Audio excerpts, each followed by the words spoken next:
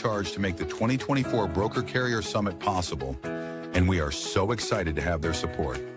In case you haven't heard, TAFS offers much more than freight factoring. It provides a comprehensive support system for trucking companies of all sizes, specializing in fast and efficient invoice factoring with the ability to pay carriers in as little as 1 hour. And TAFS services go well beyond factoring, offering a fuel card that unlocks major fuel discounts, flexible business loans that are designed to cater to the distinct needs of a carrier's operations, a dedicated, responsive client experience team, and much more.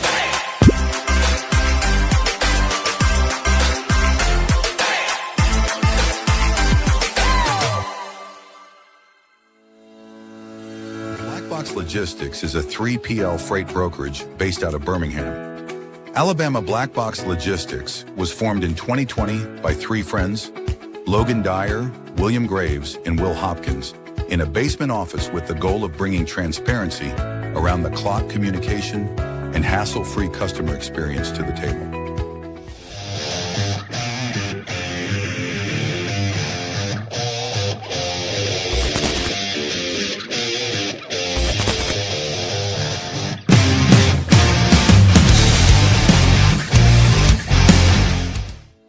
Multi-service fuel card, the industry's first fuel card, was created by an over-the-road truck driver in 1978 to offer a safe, simple, and cost-effective way to handle fuel and trucking expenses. Initially, it addressed safety concerns of carrying cash on the road. Today, it combats advanced fraud with best-in-class technical and personal support.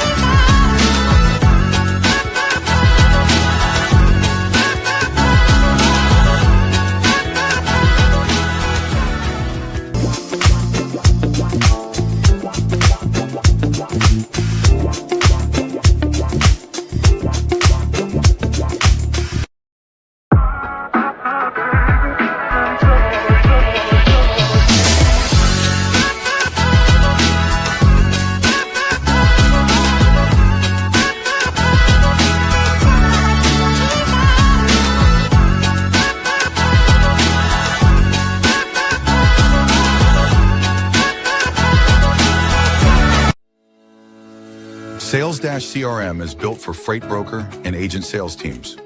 Manage your shipper prospecting and follow-ups. Organize your carriers in the lanes they run.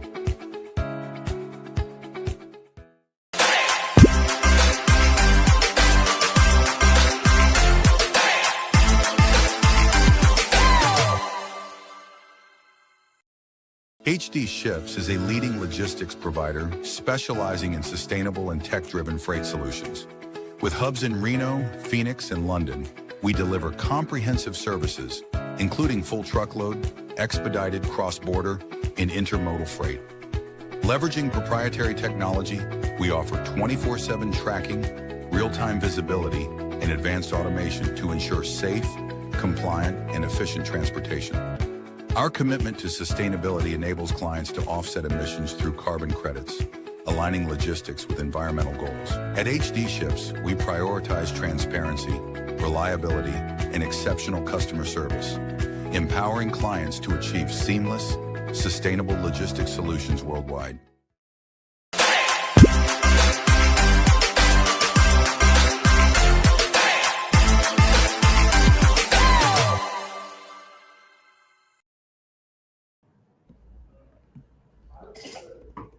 Happy, I guess, hump day. It's Thursday. Hey, close enough, though. You know, days, time, South America, it all blends together. I know you can't joke about where I'm at now anymore. I did leave the country.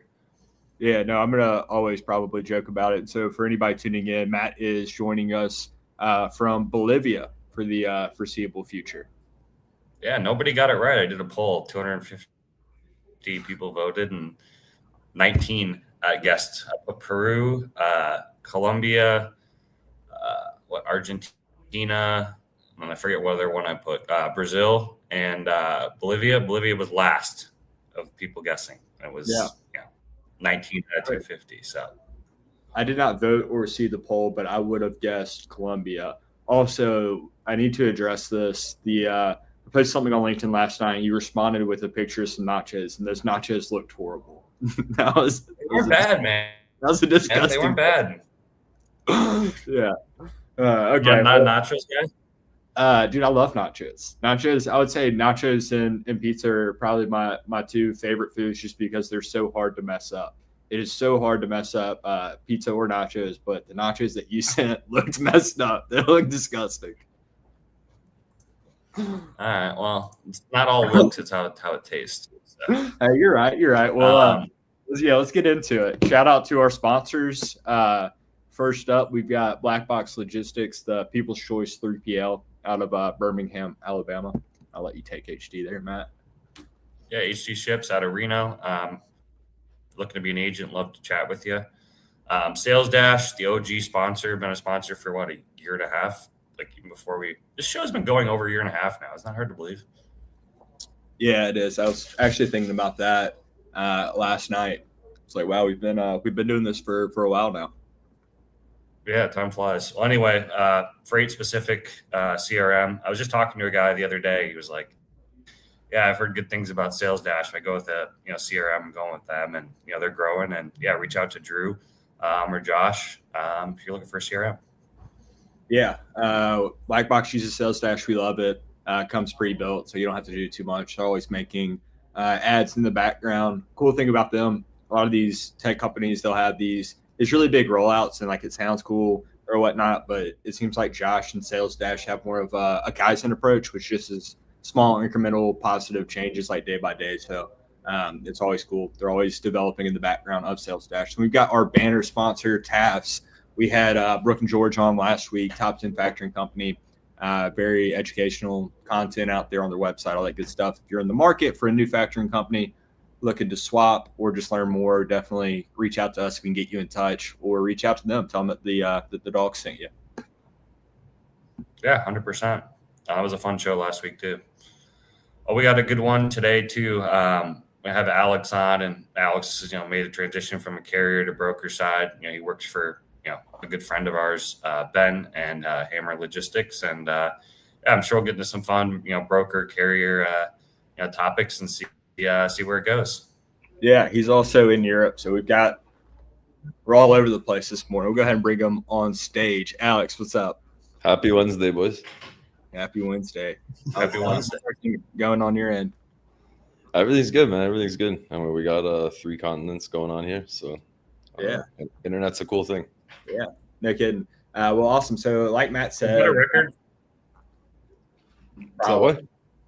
Yeah, I think Matt's on. Is that a record? If we had more, we have not had more continents, Matt. I think you're on a slight lag. It must be that Bolivian internet there. But no, I was going to say, so like Matt touched on before we brought you out, you started out on the asset side dispatching, and then you recently made the move over to brokerage. So I have a similar story, not quite the same. Started in brokerage, went to the asset side with the dispatching company, and then went back to brokerage.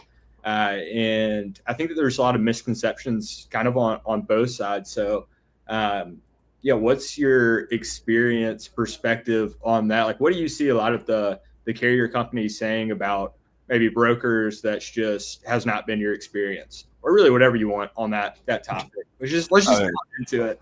Pretty open-ended question there. I mean, let's try to get into the best we can here, right? So, I mean, when I was a carrier, I was guilty of having a distaste towards a large percentage of the bad brokers out there. And then I got into brokerage, and now my opinion's flipped to notice that there's also a pretty high percent of unreliable carriers out there. So, I mean, let's start there, right? I mean, there's going to be good and bad on both sides. I think that having the chance to be from the asset side and then get into brokerage to see both sides of the fence has definitely made me a lot more respectful of the industry as a whole, and to be able to see the issues on both sides and to see that it is a lot easier if we all work together instead of pointing the fingers at each other. So I don't know if that's similar experience that you had getting into brokerage. Yeah. Yeah, for the most part. I guess it's just I empathize so much more with carriers now after seeing it from the driver's side. Just to be really frank and candid, the brokerage that I started at wasn't super great to drivers. Like, it was just kind of the culture, like stiff somebody on detention, deny them layover, like whatever. Customer is end all be all. Like, the carrier is just a means to an end. Like, we need the carrier to make the web. Like, they don't really matter. And that's super unfortunate, right? I don't think a lot of people would voice that, but I mean, that's like what I was taught to an extent. So, like it just like was like it was like ingrained in us. Oh yeah, that's just the culture. Yeah, like I mean, I saw it on the carrier side, right? Like, I've been through 3, 4, 5, 6 different companies, and I'd be lying if I said I didn't see dispatchers and management in these carriers just treat drivers unfairly. And that was why I came into brokerage with the company that I did and the person that I did it with, because we're a brokerage that pays attention. It just treats carriers like humans. So yeah, I'm fortunate in that regard. Exactly. And so, I mean, that's, like you said, it's really cool to see both sides, because then you have that full spectrum perspective. So when we started Black Box, like that's a big point of ours, right? To treat carriers well. And like, the carriers are essentially another customer of ours. We want them to want our loads. Like, we need them, right? But yeah, previously it was just kind of like one of those things. But until I experienced it, being on the dispatch end, like asking for the detention, like this guy just being a dick and ghosting me, I was like, yeah, like, this is crazy. So yeah, I think brokers expect a little bit too much out of carriers, having never, like, if you've never been on the carrier side of things, it's never been your truck picking up the freight.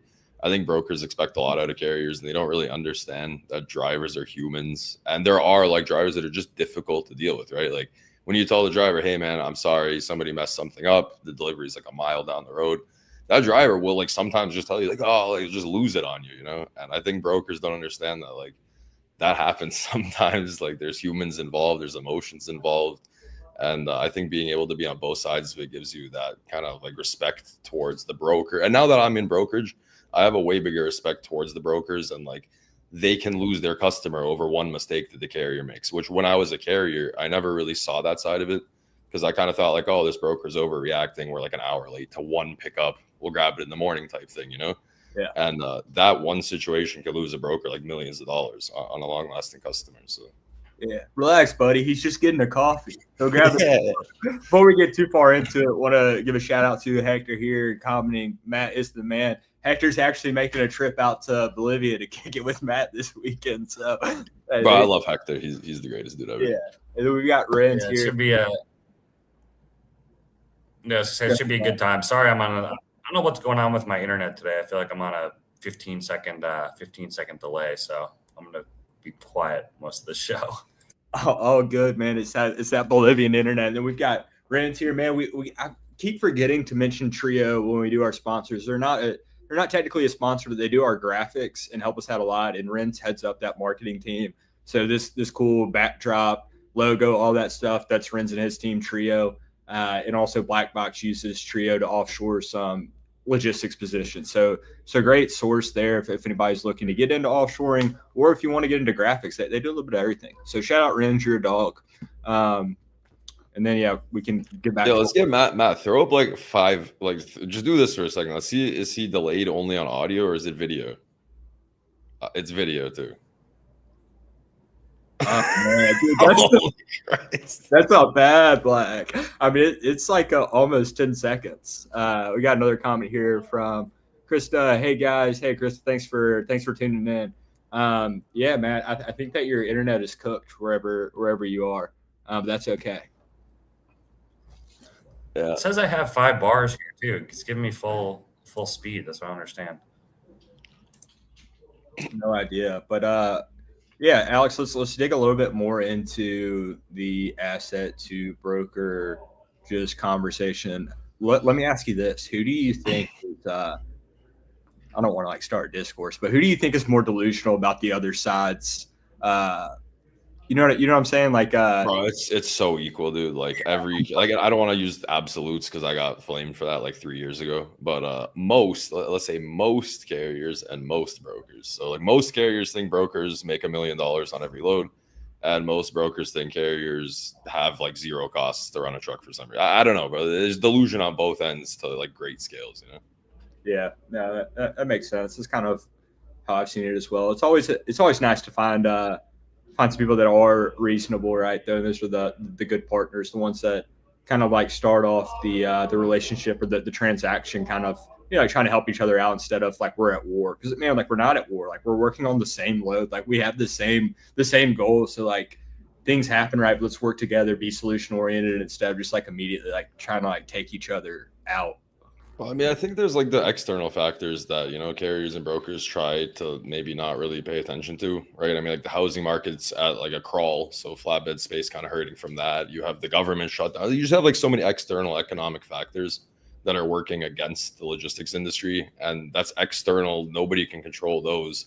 And then, you have carriers and brokers pointing the finger at each other. And it's like, we have to work together to survive these uncertain times. That's for sure.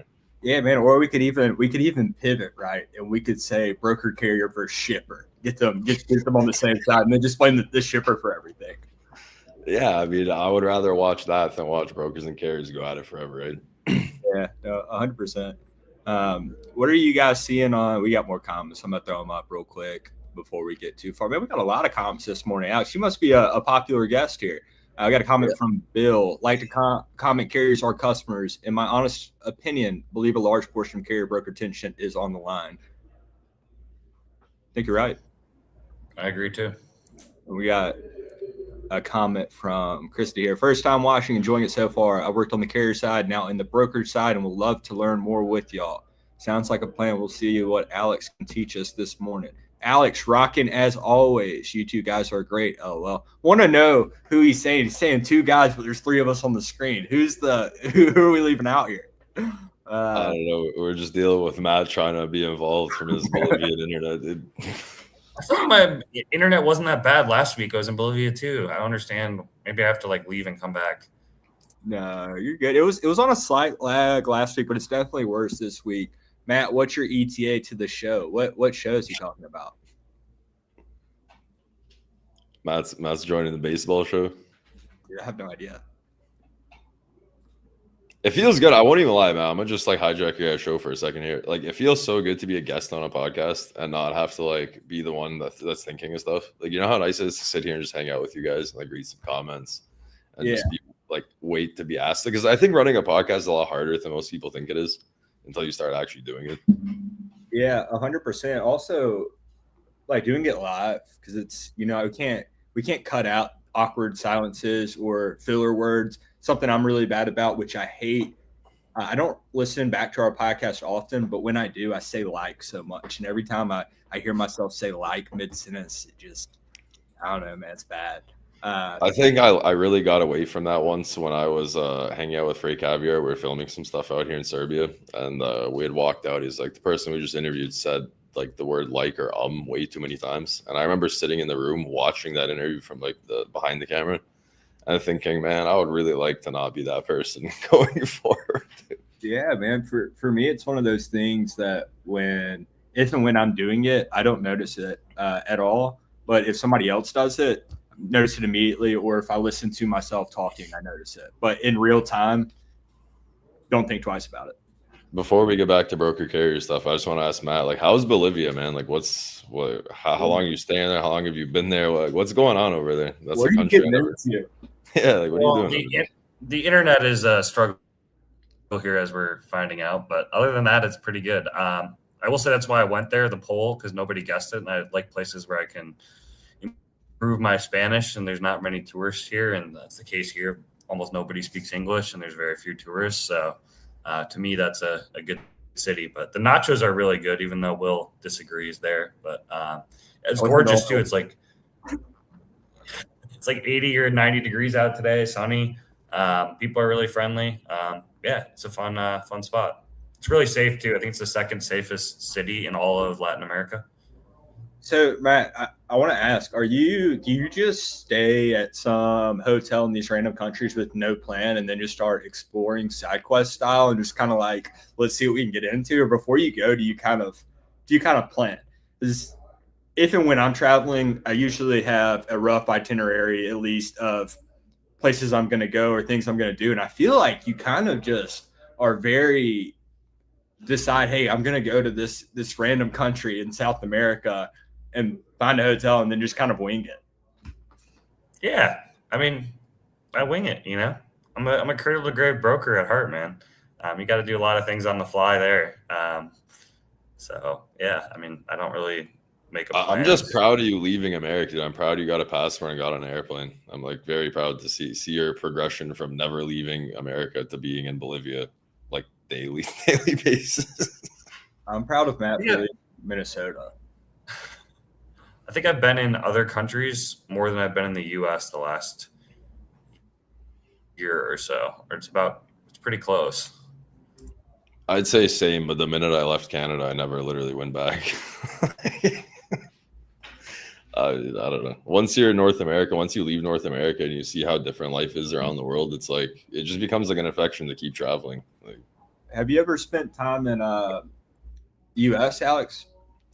I mean, when I was a kid, I went to Florida, almost died in a hurricane, and I went to Manhattan a few times because across the border. So that was like my only experience in the state. My mom was born there.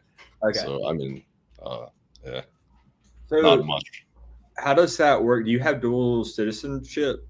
So I'm Canadian and Serbian, and my mom's American. So Okay. I have to work on my American stuff. But it was always like a beef, you know. So like Canadians and Americans are like they always had that like friendly rivalry going on between like free healthcare and like guns and just like those are random things. And growing up with my mom being American, it was just like me versus her. And I was like, if America's so good, why don't you go live there? Like, why are you living in Canada? And that was always like the thing growing up. And I never really paid much attention to America until I started working in logistics. And it was just always like a beef between me and my mom, like sports teams and growing up, like which country was better. Yeah. So I would say it's kind of ironic that I work in the American market now. Yeah, we got a couple comments I want to throw up real quick. Hector says, grab a shovel. That's hard. Having a podcast is for successful people like you guys. That's pretty funny. Like, there's always sneak dissing, bro. Like everything he says is just one big sneak diss. Then Chris says, Minnesota slander will not be tolerated. Chris, I've got news for you. I slander Minnesota every week on this show. I'm going to continue doing it for the foreseeable future. All right, Alex, I want to ask.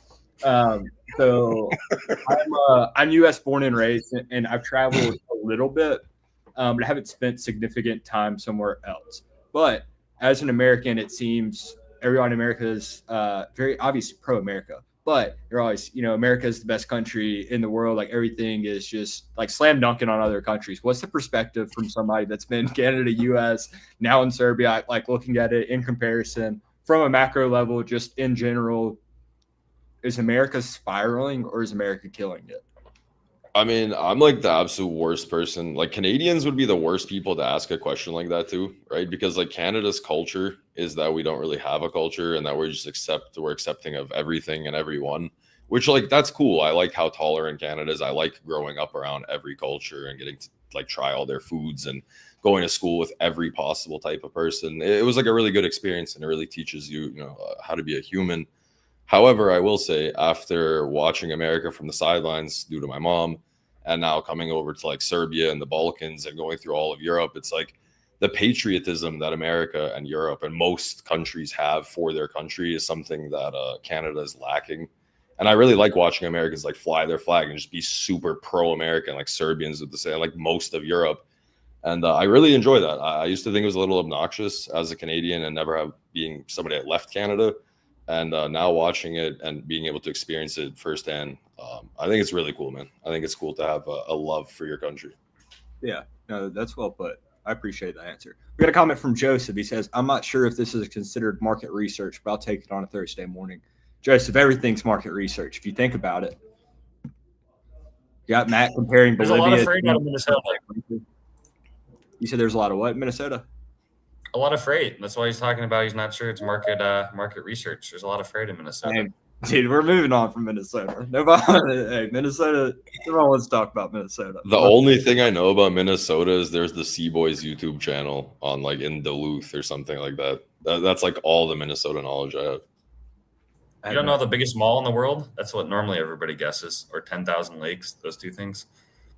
I think that's fake news. I really don't think Minnesota has 10,000 lakes. Like, if you look at Minnesota on the map, I mean, if we're counting ponds and maybe like man-made swimming pools, it might have 10,000, but there is no way that Minnesota Like has the 10,000. puddles after it rains. Like, Yeah, dude, that's crazy. That's actually one of the most ridiculous things I've ever heard, that Minnesota claims to have 10,000 lakes. You know how many lakes that is? That's so many lakes. yeah, wait. Just before we get into some trucking stuff, man, I forgot about this debate. What do you guys think? There's more wheels or doors in the world? Oh, whoa, whoa. Oh man, I forgot about this one, bro. And I thought like there's 18 wheels on a truck. And then somebody said, yeah, but an office chair has 4 wheels. And I was like, man, that's a lot of office chairs in the world. yeah, I would say there's more wheels than doors. I would also say that. Yeah. What about you, man? Wheels or doors? That's a tough one. I'm not sure what I would go. I'll defer to Will. All right, so I'm gonna officially answer for two dogs that we're saying there are more wheels than doors, and then to see what the answer is, I'm gonna ask ChatGPT. Who knows how accurate it's gonna be, but press enter. Let's see what it says.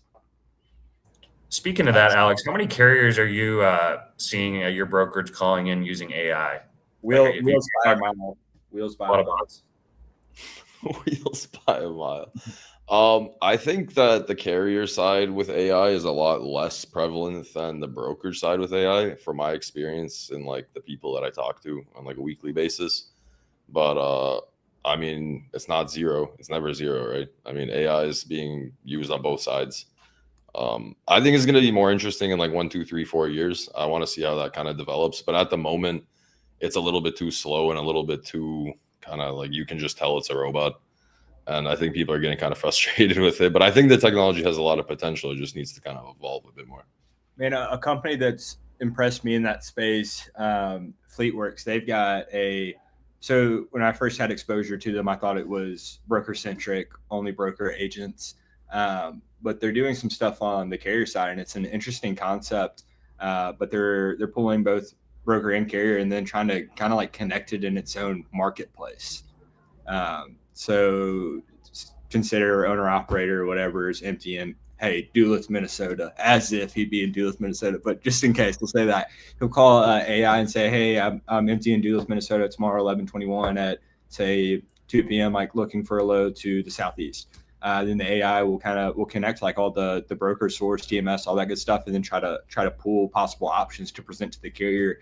So then take out like any human interaction in sourcing the load, which is an interesting concept, just a different way to think about AI, right? Because it's, at least for me, a different way. So I always think about just the, I don't know. You know what that sounds like to me? That sounds like when the driver says, hey, dispatch, I'm going to be empty tomorrow at 9 a.m. Can you find me a load? Yeah, I don't know, man. I don't know. But no, I mean, that's exactly what it is, right? But you're replacing the dispatch with AI, and then you'd still need humans to check or X the transaction, like to proceed with it. But that's I mean that's the point, right? It's agentic AI, so replace that human interaction. Who knows what it'll turn out to be? But I did think that was interesting because they are connecting broker and carrier as opposed to most of these companies focus on one or the other.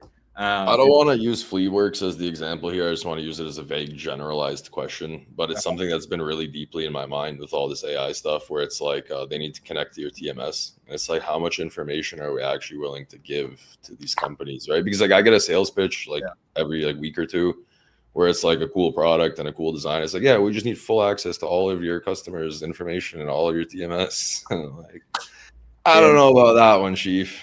What do you guys think? That's tough. I guess there's a lot of nuance to it, but Slippery slope, bro. It's interesting. It's a super slippery slope. But at the end of the day, I guess at least for Black Box, me and our company stance, and I shouldn't do this. I shouldn't speak for the organization as a whole because I'm actually I don't know enough about this stuff to really speak on it intelligently and give a hardline answer like what our stance is. But when I think about it, immediately my knee-jerk reaction is if this vendor, whoever is able to get data from other larger companies and it's going to benefit me, Black Box, which is maybe like a 50, 60 million a year broker right now, They have so much more data that's going to benefit us more than our data is going to benefit them. So, like I would almost be willing. That's a sick argument. Yeah, I like that. Yeah, like you said, I think you hit the nail on the head. None of us are like super qualified to be talking about Yeah, it. we're a bunch of just freight bros talking about AI way over my skis. Have no idea. I had an AI guy in here talking about the other day, throwing around all these acronyms. I'm over here like Googling while he's talking so I can follow along. Yeah, I did an interview with Loads. I can't remember what was it, Load Partner, maybe the owner of Load Partner, creator of Load Partner, and I think I understood like 10% of that conversation. Yeah, I'm not super tech savvy. So I can get around on our softwares and all that stuff, but anytime we get into integrations and people start talking about mapping, all that good stuff, I gotta step out and like pass it off. I just don't fully understand it. So again, disclaimer for anybody listening on my take for AI, I'm not a tech centric individual. I'm a novice, so don't go run around saying that Black Box doesn't care about data. I don't know our stance on it. Bill says AI for now cannot develop anything new. It relies on material already created. I don't know. I have no idea. I guess it sounds good. For now, too, is the key word of that, too. Yeah, true. I will say, I think that it can maybe predict stuff. It can use that data, recognize patterns, and give you better educated buckets to make decisions from. But can anybody really, I don't know, create something new? It's almost let's get into some stuff we know about, man. We're just Jake says the good old Bates. It's wild that we're agreeing more and more on posts. LOL. So, this one's hey, man, I've taken all my beef and buried it with a shovel, dude. Like, he said Matt's still trying to figure out his Wi-Fi. Yeah, that's funny. I've never heard that. Yeah. I didn't even know how to read that for a second. Yeah. Maybe I shouldn't have thrown that up. I don't know, but we're live, so it's too late. Man, let's get back to freight. So what's your day-to-day look like with PGT? Like, what are you doing? Like, are you recruiting agents? Are you building out offshore teams? Are you like what are you doing? Bro, that was the funniest comment I think I've ever seen. Jason I just called him yesterday for some advice on being a carrier. He's the funniest dude ever. But yeah, as far as my day-to-day, man, with PGT Northside, I should say, to make that very clear distinction. We are PGT Northside. That is our team. That is our brokerage. My day-to-day looks like building, our teams like out here. So we started out pretty small. We've just kind of rapidly ramped that up.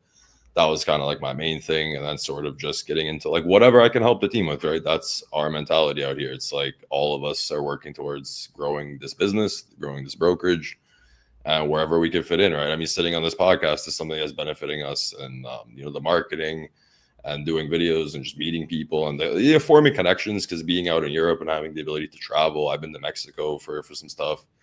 And it's like just connecting the dots and seeing where certain people can help us, where we can help them. And like you said, obviously building the offshore teams was a big responsibility, but we've got that kind of hammered out. And business is growing, man, week by week, and we're just plugging away with it. Easy stuff, Nerf says, "Is this a relationship advice talk show?" Nerf, I'm not. I don't know. Honestly, we go live. We go live once a week, and then things just start happening, and it goes forever. Alex, no, that's very cool. I remember when Ben hired you. It was one of those moments where I was like, "Damn, like I should have done that." I was like, "That makes so much sense."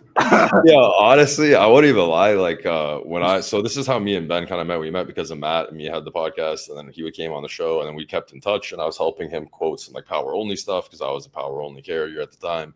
And I remember that day when he's like, "Hey, just come be a broker." And I was like, "What do you want me to do?" He's like, "I don't know. We'll figure it out." And we figured it out, and it worked out really well. And I think it was a really good decision for all of us involved. And I think that we grew larger and faster than we both thought we would. And it just worked out, man. I don't know how else to say it, right? Like things just fell into place how they should. That's one of my favorite things about Ben, at least from my communications with him and what we've talked about. He seems to be very action oriented, right? Like if he has an idea, he's not afraid to follow through with it, right? And like, man, that's so I like to think I'm that way as well. But if and when you get certain places, there's a lot of things that can slow down processes, and there's so many people that talk about things, and then they want to like have a meeting about it, then another meeting, then talk to like 8 people and send like 6 emails and create 3 threads. Ben's kind of just like, this is a good idea. I trust my gut, and like I'm gonna do it. No, I would agree that Ben is the type of guy that just has like full self-confidence in himself, and he's not afraid of the consequences. You know, like he's not afraid of failing, and I think that's what's allowed him to grow and build so quickly, and at the quality that he's done this at, right? Yeah. Because he's the type of person that, like you said, if he thinks it's a good idea, he's just going to do it. It doesn't have to be all that red tape. Doesn't have to be all that corporate stuff going on where it's like you said, 7 meetings and 7 people to advise on things. It's just things get done. And, hey, to that point, and I'm going to roast Ben slightly in a completely friendly way. To that point, Ben's the only person I know that lost money with a truck in 2021. I don't know everything about that, but one time we were texting about, I don't know, potentially like getting into the asset game, and he said something. He's like, I'm like the only person in the United States that lost money with assets in 2021. So I gotta ask him about that. I actually gotta ask him that. So that was like a thing me and him have actually talked about. Like at some points, we're like, oh, we should just get like a bunch of assets, and we just never really did it because we were busy doing this broker thing. Yeah. He had done the trailer thing for a minute. He had some Conestogas branded Hammer Logistics. I don't know if you guys are still doing that. I mean, that's a great example, right? You're just like randomly just buy some trailers, you know. I think in trucking, man, there's like no wrong way to do trucking. If like, I think this is like the principle. If anybody wants to take one thing away from this podcast that I've said, it's that you can't lose money in trucking if you communicate very well and just do what you say you're going to do. Like in any capacity, brokerage, assets, like anything, like any part of logistics, if you just do what you say you're going to do and let everybody know how it's going along the way, like you will succeed in this industry. It's not like rocket science. Yeah, I'm glad that you built off of that, because you said there's no wrong way to do trucking. Then you kind of like took a beat. I thought you were going to end it at that. I was about to, we're going to have to remove this guy off the show. $3, 1 pod. Shit Wi-Fi. Matt is not locked in. Matt's locked in. He's over there. No. I just had to leave for a second because they started knocking on my door and they were talking in Spanish. And they were knocking on his door. I told them, no necesitas limpiar mi habitación en este momento. And they were trying to ask me like when they were coming back. And I was saying, it means like I think they're trying to clean my room. Is it dirty? No, like change the bedding, like what they, that kind of thing, what they do in hotels. I don't know. I just stay in Airbnbs. I think I stayed in a hotel once in Mexico, and like that was about it. I wish that we could put a GoPro on Matt's head and just like get the marketing team to watch the full 24 hours. I don't want to sit there and watch 24 hours Matt with a GoPro, but I want them to clip the interesting things and then put it together like as a montage and be like, day 2 in Bolivia, and just like anything like weird that Matt does, like these side quests or like interactions, which is no context, and put it on the Two Dawgs page. You guys should just leave it live at all times, the GoPro and Matt's stream. Just leave it like 24/7 streaming. That'd be great. All right, we got another comment from Nerf. Alex, can Americans become double brokers inside of Serbia? Like double broker a load from Novi Sad to the brokerage landscape inside of Serbia. Brother. I know 2 Serbian brokers, and neither one of them really deals with any freight inside of Serbia. They just deal with like Europe freight. So I mean, if any American wants to come here and try to double broker a load, I don't know. I guess you're free to try. I don't know how to answer. I don't know what kind of question that is, bro. Well, this is a good topic to get into briefly. What's the transportation landscape look like in Serbia? So from my understanding, most countries it's very concentrated. You don't have as the U.S. market is so decentralized, right? Like so many people are a part of it. You got the owner operators, small fleets, all these brokerages that take part in transportation. But again, from my understanding, other countries, it's 2 to 5 players that control all the transportation. What's it like in Serbia? Do you have freight brokers? Yeah, so I mean, if we want to go over it in the quickest possible way, it would basically just be like there's a few mega carriers out here that are obviously like send most of their operations, dispatch, backend type of things over here. I would say like 2 to 5 mega fleets, and then you have like a bunch of small ones like minus 50 trucks type of companies that just kind of have like these small offices all like spread out throughout the country. And if we want to get into brokerage in the American market, it's like very small. There's like a couple companies. I've always said that Serbia is very carrier based, very carrier focused.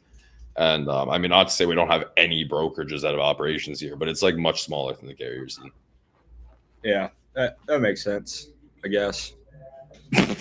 No, I mean, okay, so like if we want to talk about outsourcing, I just made a post about it yesterday, right? Because like outsourcing is obviously becoming increasingly popular since 2021 days. I would say that the Balkans are doing it at a very high level. I would say that there's going to be bad outsource operations in every walk of life. I mean, you call your cell phone company, you're going to be mad that they outsourced that conversation, right?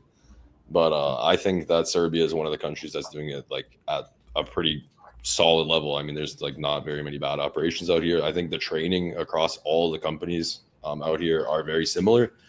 The way that they operate, the way that they train people, and I think it's really easy for the people to kind of learn the industry. I think like we just have like a really solid training program. Like it doesn't matter what company you get hired at in Serbia, they will teach you the basics of the job. And I think a lot of our carriers have really good communication. Like, so that's something when I came into brokerage, I started seeing spot market carriers or like, load board carriers.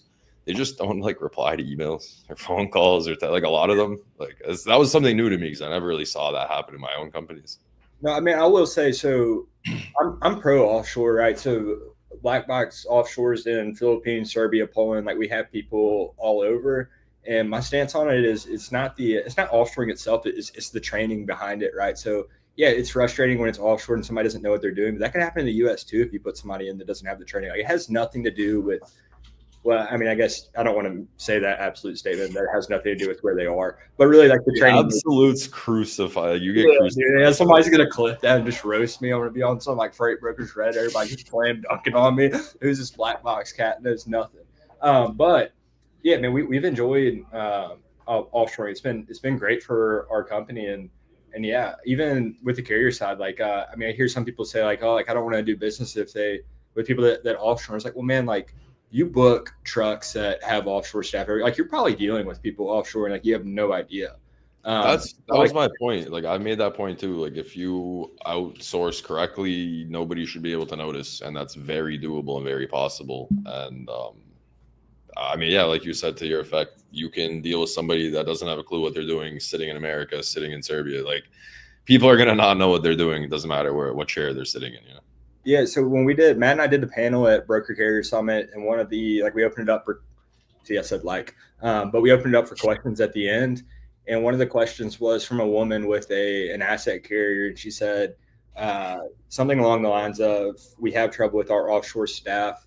Like, how do we disclose to people that we're working with that we have offshore without them like getting upset or something? And my answer was, and again, I don't know if I'm qualified to answer, but my take is that if and when you train them properly, like there's no reason to disclose it. Like they just do their job. Like there's no reason to say like, hey, like I'm like in this place doing this. Like you just handle it.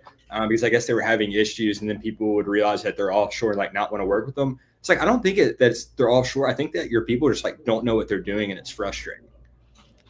Yeah, I mean, it's as simple as that. That's literally the best answer, right? Like I don't think anybody needs to go around saying where their business is, what they're doing. I think it's just about servicing your customers, whether that's shippers, whether that's carriers, whether that's brokers. I think just doing your job correctly. I think that's what I care about. That's what I feel like most of us should be caring about is the job getting done? Is it the job getting done well?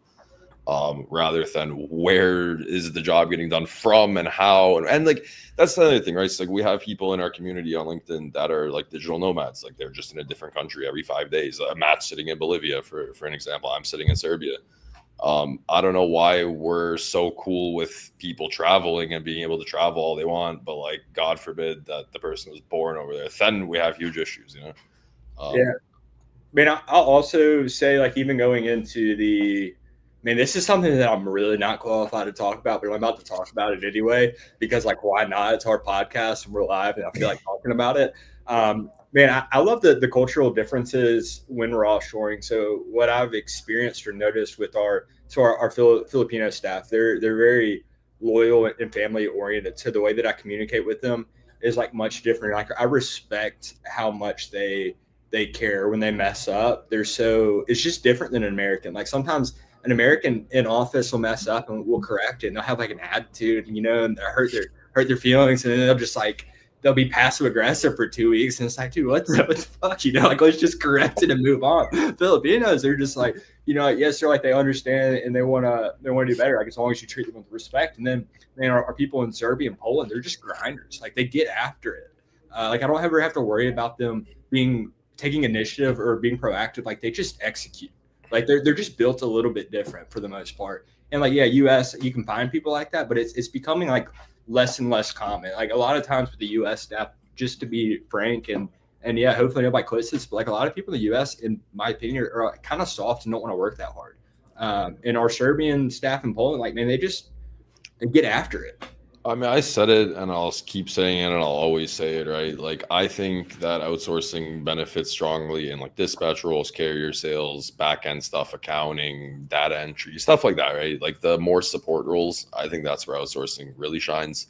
I'm not the biggest believer in outsourcing, like cradle to grave brokers and trying to find people that cold call shippers. Like, I'm not an advocate for that. I think we have our lane and we kind of stick with it. What I will say is that if you pay somebody 7 times the national average salary, they're going to come to work and they're going to want to work, dude.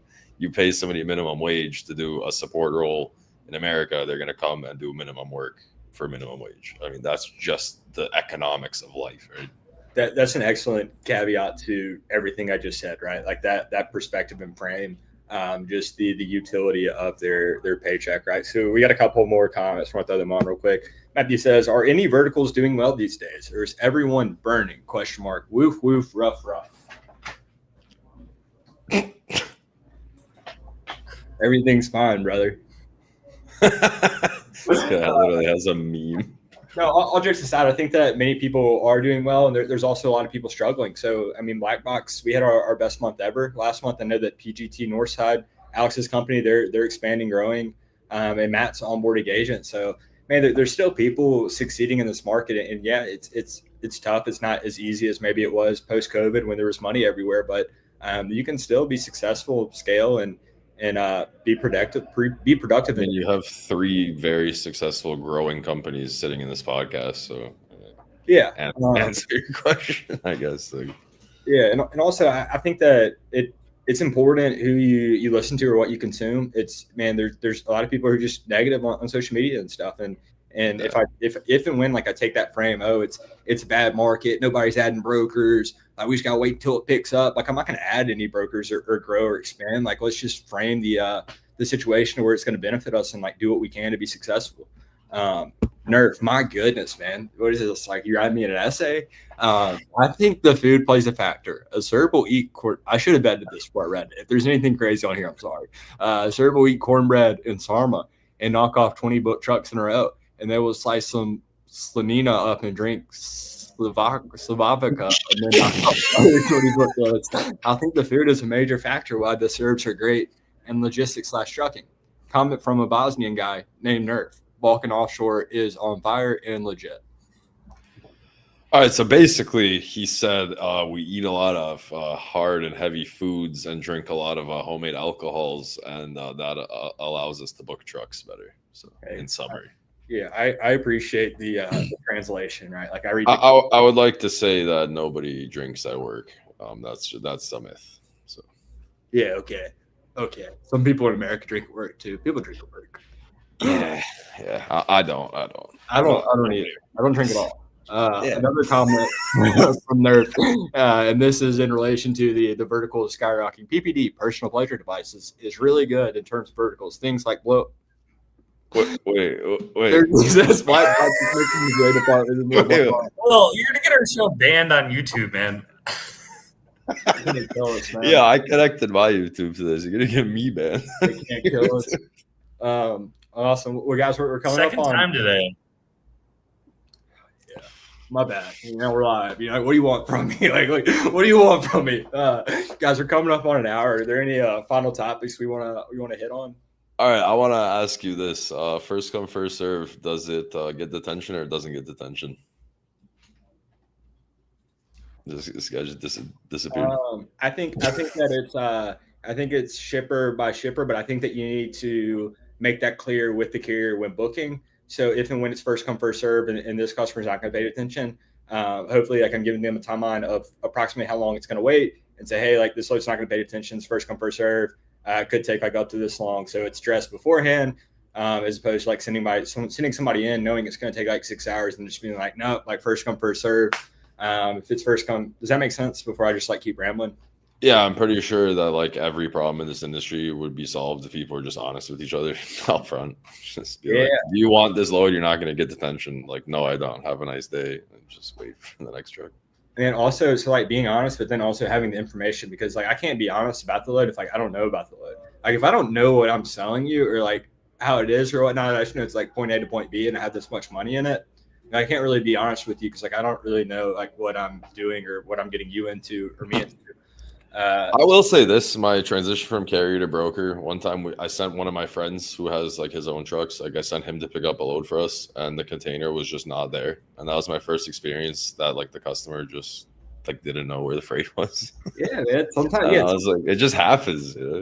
Yeah. Also, something that people don't talk about too often is customers. Not all customers are good. There's some customers who are just shitty, man. You probably don't want to work with them. They're going to make you look bad, or you're going to have to eat shit on so much to save face with a carrier. Speaking of sending a carrier in to pick up a container that's not there, this is super random, but I just thought about it. It's funny, so I'm gonna say it. I have a buddy at another brokerage who sent in a Sprinter van for a load that was 13 feet wide the other day.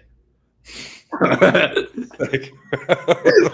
carrier it was Fox Carriers. I think we loved it, man. They're our go-to for any Sprinters, but the guy sent a picture of it. It was sir, I don't think it's gonna fit on the Sprinter. It's 13 feet wide, 60,000 pounds. Yeah, I mean, we do mostly flatbeds, so we see some funny stuff like that where we send in a flatbed or the hot shot ends up at a flatbed load by accident because the customer just screwed something up, and then they'll send us the email and be like, yeah, I don't think I could scale this, boys. it's one coil that's bigger than their entire equipment that they run. Yeah, man, and things happen in this industry, right? So it's at that point, what are you gonna do? I can't go over there and break that load into tenths for you to take a little piece. Somebody messed up along the way, we're gonna get you taken care of with the toner, but it just kind of is what it is.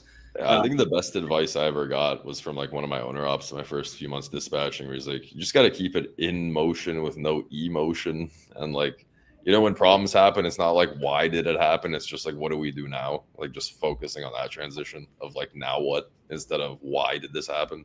Yeah, no, that's great advice. Yeah, if everybody could embody that. I personally can't embody that. When something goes wrong, I have to give myself 60 seconds to just sit in my own pity and just be man, life sucks. This is so bad. Just throw a real pity party, just do no solutions, just completely unproductive for a minute, and then I'm all right, now let's move on to solutions. Keep it to myself. I don't voice it or throw in the email threads go tell my team, but I might shut my door and just be damn, this sucks. Just stare at the wall and cry a little bit for 60 seconds. Dude, turn off the lights, play some Lil Peeps and just sad music and just really feel it. Yo, Lil Peep is a vibe though, I won't lie. Sometimes I'll be the happiest I've ever been, but I'll be just jamming Lil Peep pretending I'm sad. Just it's the vibe sometimes. I get that. I'll do that in my office sometimes. People walk by and they're kind of nervous. I like to work in the dark with a lamp on. It's just my preference. I bet. Yeah, say my office is literally pitch black. This is the only lights that are yeah. But people walk by, they'll hear it, and they'll ping me on the side. They're hey man, everything good at home? Are you good? I'm yeah, dude. It's just music. I think that's a pretty good place to end it, man. Yeah. Let's get off here before before we get banned from. We're gonna end up on Rumble, whatever that is. So Aleks, man, we appreciate you joining us. Go ahead and give us some shameless plugs. Where can people find you? PGT Northside, all that good stuff. Yeah, man, hit us up if you need flatbed freight. Hit us up if you need help with false removals through Carrier Defender. Man, that's it, man. Thank you for having me out here, and man, I'll just just keep being two dogs. Man, we couldn't stop if we wanted to at this point. I appreciate you, man. We'll talk soon. Take it easy, boys. Thanks for coming. That was an interesting episode. Yeah, that was between my Wi-Fi and our topics and our comments. That was definitely a fun show, but an interesting one. Well, shout out to our sponsors, Black Box Logistics, HG Ships, Sales Dash, the OG sponsor, Freight Specific CRM. Hit up Josh and Drew, and our banner sponsor, Taft's Top 10 Factoring Company, Kansas City based, now part of eCapital. Great people over there. Watch our last episode if you want to learn more. And yeah, we'll be back next week. All right, sounds like a plan. Well, Matt, don't do anything I wouldn't do in Bolivia. And we'll be talking soon. All right, sounds good.